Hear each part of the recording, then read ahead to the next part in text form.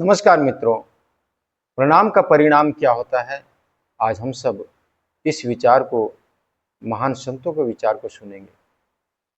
जो व्यक्ति दूसरों के पास झुकता है, उसका सबसे बड़ा शत्रु अहंकार सबसे पहले नष्ट हो जाता है और झुकने वाला व्यक्ति हमेशा आगे बढ़ता है और बहुत ही ऊंचा उठता है। और प्रणाम करने से क्या क्या परिणाम होता है? मन शांत होता है, दूसरों से संबंध अच्छा होता है, आत्मा में सहजता और सरलता आती है। जब हम माता पिता, गुरुजनों या बुजुर्गों के प्रणाम करते हैं तो हमें अपने संस्कारों को जीवित रखते हैं।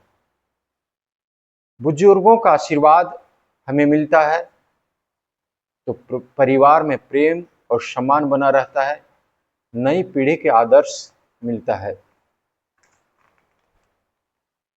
ऊर्जा का स्थानांतरण, जब हम किसी को प्रणाम करते हैं तो सामने वाला व्यक्ति सकारात्मक ऊर्जा प्रदान करता है, हमारा मनोबल और आत्मबल बढ़ता है, जीवन में शुभ कार्यों में सफलता मिलती है, दुखों का प्रभाव कम होता है।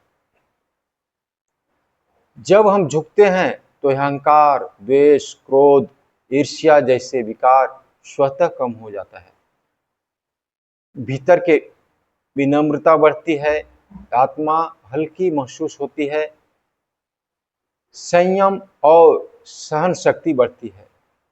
बड़ों बुजुर्गों को प्रणाम करने से क्या फायदा होता है? घर में शांति और सद्भाव रहता है, माता पिता का मन प्रसन्न होता है, गुरु का आशीर्वाद जीवन बदल सकता है। इसलिए हमें प्रणाम का आदत डालना चाहिए और बच्चों में इसका अभ्यास करते रहना चाहिए, अभ्यास कराते रहना चाहिए और बच्चों को इसका नित्य अभ्यास कराते रहना चाहिए। प्रणाम का परिणाम बहुत ही है।